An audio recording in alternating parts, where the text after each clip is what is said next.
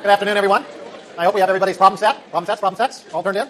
Great. So you may have noticed we have a slightly different projector system today, so I hope I don't kick it over. So today we want to spend a little time talking about fiscal policy. So we've actually been talking about monetary policy for the last week or a couple of weeks ago, exchange rates last week. Now we want to just take a little bit deeper dive into fiscal policy. Now, most of the fiscal policy things that we need to talk about, we've already kind of done, right? So we've already seen in the standard model how an increase in government purchases or a change in taxes would affect our aggregate supply and demand model.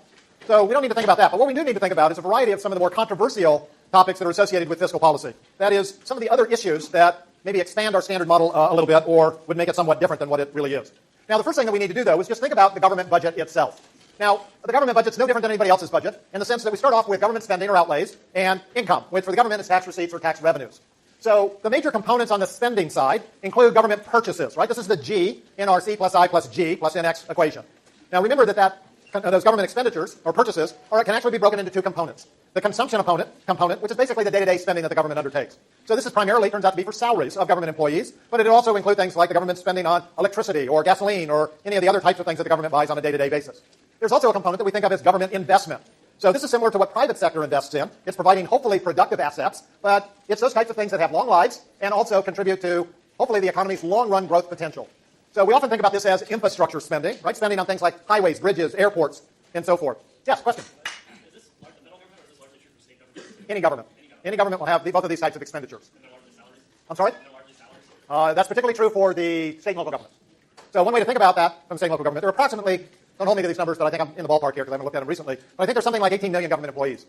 15 million of them work for state and local governments, right? Which isn't surprising because most employees, government employees, are teachers, firemen, policemen, fall into those types of categories. That's where most of the employment is. Federal government employment is actually not all that big, despite all the comments and conversations that we hear about it. So, but government investment, again, these are things like infrastructure spending, bridges, highways, tunnels, ports, airports, those types of things. So the kinds of things that hopefully make a difference in the long run, provide assets that will help the economy work more efficiently.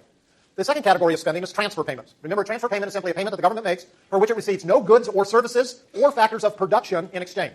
So you don't have to do anything except qualify for it in order to get a transfer payment. Social Security, Medicare, Medicaid, unemployment insurance, food stamps, these are all situations all expenditures that we think of as transfer payments. Grants and aid to state and local governments. This is federal government transfer payments to state and local governments. I'm not sure why we break this out from transfer payments, we just do. And then finally, net interest payments, right? The government borrows money on occasion, sometimes a lot of it, and it has to pay an interest on the money that it's borrowed. So we need to include that on the expenditure side as well. So those are the major components on the spending side. On the revenue side, what we generally just lump under a category called taxes are what you and I are probably most familiar with, personal taxes, right? So this is your personal income tax and any other tax that individuals would pay directly. Number two is contributions for social insurance. This, again, is generally paid by individuals. This is our payments for Social Security, Medicare, those types of insurance programs. Taxes on production is what you and I know as sales taxes. Sales taxes. Taxes on imports are what we call tariffs, which don't raise much revenue anymore.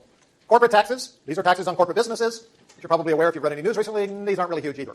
And finally, grants and aid to state and local governments. Right? This is a transfer payment, again, from the federal government to state and local governments, so it's an expenditure for the federal government, but it's a receipt for state and local governments. This is a table out of your text that shows kind of the orders of magnitude of what some of these expenditure categories look like. And I only want to highlight a few things. If we look at government purchases, notice that it's roughly 26% of federal government spending, but it's 2/3 of state and local government spending. And if you look at the dollar magnitudes, you would see that state and local governments actually purchase more than the federal government does. Again, it's all those government employees on the state and local government payroll, right? Teachers, firemen, policemen. So that's government purchases. Now, if we look at the second category, transfer payments, right here, notice that in this case, the big category for the federal government, that's half of their spending. It's huge. It's only a quarter of the spending for state and local governments, mostly Medicaid for state and local governments, where the federal government is primarily Social Security and Medicare. And then you can also see some other categories. Grants and aid are about 12%, net interest about 11.5%. That net interest has come way down since this table was put together. Way down, not because the federal government's borrowing less. In fact, they're borrowing a lot more.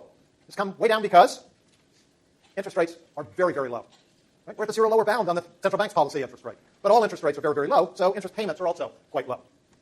And you'll see that for the state and local governments, grants and aid, it's not an expenditure, it's a receipt, and net interest is also low.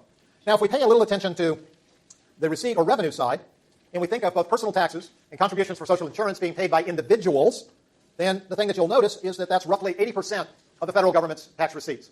This is why when we talk about taxes going up or down, we always talk about taxes go up or down, that changes disposable income in consumption, because most taxes are paid directly by individuals. Now, if you can also see that these same two categories are pretty small for state and local governments. 15.5% for income taxes and virtually nothing for social insurance taxes. Right? The big social insurance programs, Social Security, Medicare, are federal programs, not state programs. Now, let's come down just one more look on taxes on production. And what you see then is that almost nothing for the federal government but almost 45% for state and local governments. State and local governments raise their money through sales taxes. By the way, this also includes property taxes.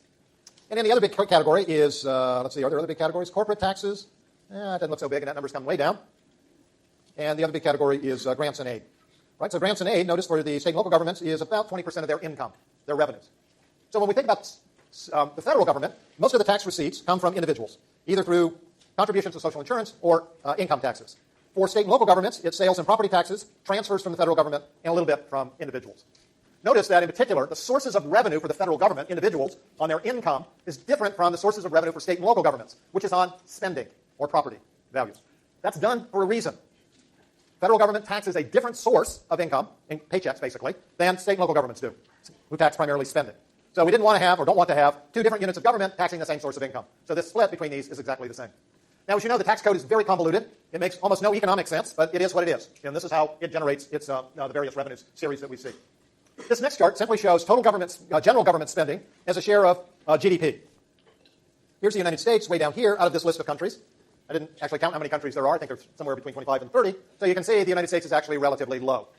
And you can see that some countries have spending as high as almost 60%. And if we toss out Mexico as kind of an outlier, we see the low rates down around 30%. So in general, the federal government in the United States is not really considered a big spender when we look at it on an international basis. Now, the other thing to keep in mind, too, is we spend our money in the United States very differently than most other countries do. So, for example, we spend a lot more on national defense in the United States than most other countries, at least most other countries on this list, and we spend less on transfer payments than most other countries do. So the so-called social safety net in the United States is not nearly as high or as strong as what we see in other countries relative to the size of the economy. But the military is much bigger in this country than almost any other place amongst this list of countries. Now, let's think about that government budget. Right? So the budget has a deficit associated with it whenever outlays or spending is greater than tax revenues or tax receipts. Right? So if we're spending more than income we have a budget deficit. That budget deficit, of course, needs to be financed. An alternative way of thinking about that is all government spending must be financed. How do we finance government spending? Number one source of financing is tax revenues, right? All the revenues that are coming in. So if the revenues come in, we make our expenditures based on that. Once we've used up all of our tax revenues, we need to find a second source of income. The second source of income for most governments is an increase in borrowing from the public. Right? So we go out and we borrow from the public, meaning people like you and me in corporate America and foreigners. And then there's a third way that we can also finance the government, and that is the central bank can print more money for the government to spend. When the central bank does that, notice we talked about this with open market operations, it's usually acquiring through open market operations government securities. So sometimes this change in the money supply is referred to as a change in bonds, government bonds held by the central bank. In fact, I think the textbook does that exact thing. It says the deficit equals the change in the bonds. The bonds can be held by either the public or by the central bank. But when it's held by the central bank, it also changes the money supply. So we have changes in the amount of debt held by the public and changes in the amount of debt held by the central bank, or the changes in the money supply. So this is known as the government budget constraint. Any deficit, government deficit, has to be financed. Borrow from the public, borrow from the central bank. Those are our only two choices. We already know what would happen if we did a lot of borrowing from the central bank. We know that already, right? What happens if a government does a lot of borrowing from the central bank to finance a big budget deficit? I guess we don't know. Think quantity theory of money. If the money supply is growing very, very quickly, you're going to get a lot of inflation. Right? So that's the real problem that you run into by financing this deficit with a massive expansion of the money supply. Now, it also turns out that most governments, most of the time, run budget deficits. Either big ones or small ones, but they typically run deficits most of the time. So this also means that government debt, or the accumulation of deficits over time, also continues to grow. So if you keep borrowing money, the total amount of money that you borrow, the debt rises. One of the things that we need to think about, though, is when does that debt level become a problem? So one of the ways that we want to think about when debt becomes a problem is how large is our debt, or maybe even more appropriately, how large are our interest payments relative to our income? So if I told you that if I had $1 million in debt, you might think, wow, that's a lot of debt. And if I then told you that my income was $50,000 a year, you would say, oh boy, you're in deep doo-doo. Technical economics term. If I told you my income was $500,000 a year, you would say, oh, $1 million in debt, not such a big deal. Right? And if I told you my income was $5 million a year, you go, why are we even talking about this? Right? So what our debt is, the absolute value of it doesn't really matter very much. What matters is our ability to pay that off, either the interest payments or even the total amount off. So we need to know something about our debt relative to our income. At the national level, the way that we measure this is our debt, government debt, divided by GDP, economic output for the country. That being, if we think about the debt as being the country's debt, and GDP is the country's income, we've got a debt-to-income ratio, or a debt-to-GDP ratio. So that's the way that we actually ought to look at this debt. Now, it turns out that for the United States, and for that matter, most countries, when they run deficits, most of it is borrowing from the public, which means the outstanding debt held by the public is rising over time. So deficits and debt-to-GDP ratios should be highly correlated. And in fact, they are for the United States. So this chart simply shows us the deficit to GDP ratio. Deficit. As you can see, during World War II, the federal government was borrowing 30% of GDP to finance the war. So the amount of debt outstanding was growing very, very quickly. But you can also see in this period, the 1950s to the late 1970s, the deficit was actually pretty small as a share of GDP. So the debt, even though we were primarily running deficits during that period of time, the debt was growing much, much more slowly. From the late 1970s to the mid-1990s, the debt was growing more quickly. Then we actually saw this short period of time where we had budget surpluses, so the debt was actually coming down. And then, of course, with the recession in 2001 and again in 2007, we saw the deficits skyrocket again. Now, we've seen this come down to just under 3% in the most recent fiscal year, so it's continued to improve. What we want to think about is how these deficits look with our total debt to GDP ratio. Again, when the government was running those massive deficits during World War II, debt to GDP is climbing very, very sharply. After the war, in the 1950s to the late 1970s, during that period of time, remember the deficits were much smaller. The growth in the debt was slow, much slower than the economy was growing. So GDP was growing faster than the debt, allowing the debt to GDP ratio to fall. Once the deficits started getting bigger again, and in addition, when the economy started slowing again, debt to GDP ratios started to rise. Surpluses, of course, allowed it to come back down, and big deficits, weak economic growth has allowed the debt to GDP ratio to rise again. So again, you can see that we're back to levels that we haven't seen since the aftermath of World War II. Now keep in mind, there's no particular reason, there's no economic reason, that the debt ever has to be paid off. The government's going to live forever. Well, at least it's going to live a lot longer than I am. So there's no reason that it actually needs to pay off the debt at all. It does need to service the debt by making sure that it is making interest payments, and it needs to be able to have the ability to roll over any maturing debt. That is, debt that has matured needs to be reborrowed. Okay? But there's no economic reason for the debt to actually be paid off. Why not measure the debt, the government debt in terms of government revenue, just like public revenue, like tax revenue? Okay, so the question is, why not, rather than using debt to GDP, why don't we count it as debt to government revenue, since that's actually the government's income? Now remember, the government's all of us. The government can increase taxes. So the fact that they don't tax us isn't the same thing as they can't tax us. So if we think about the debt as the country's debt, rather than just the government's debt, then the income we should look at is the country's income, rather than just the current government's income. So that's the reason that we look at this. We're kind of socializing all the taxes that are needed to pay for the debt. Now, this chart is actually a little bit old. It's only 2011, so all of these numbers are higher today than they were before. But it shows for 30 different countries a variety of debt to GDP ratios. Now, we know, hopefully you all know, that there's been an economic crisis in Southern Europe. And if we look at the countries that were in particular crisis, we would see that Italy, Ireland, I know is not in Southern Europe, but it had a crisis as well. Greece, Portugal, and Spain were all countries that were severely impacted by the European debt crisis, sovereign debt crisis. And yet their debt to GDP ratios range from a high of 120 in Italy to a low of 77 in Spain. So was there a level at which they passed that caused a crisis? Well, it's hard to say, since Spain at 77% actually had a lower debt to GDP ratio than Germany at 86%. So it's clearly, Spain is one of those situations where it's clearly not the government debt level compared to GDP that caused a crisis. It must be something else. Similarly, Portugal's not that much higher than what Germany is, and it went into crisis. But Portugal's less than the United States. Portugal had a crisis, we didn't. Look at the UK. UK had a higher debt level than Ireland or Greece. Well, Greece is kind of funny because their numbers have been going up and down. But look at Italy. Italy was at 120, they've had problems. Japan at 228, now up to 250, no problem at all.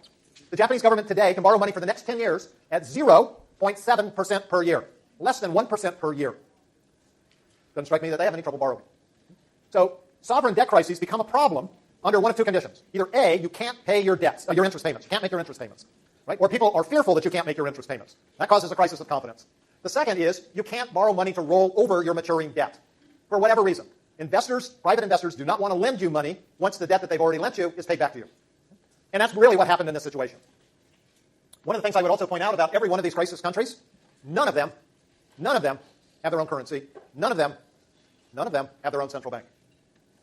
Remember, deficits need to be financed. Borrowing from the public or borrowing from the central bank.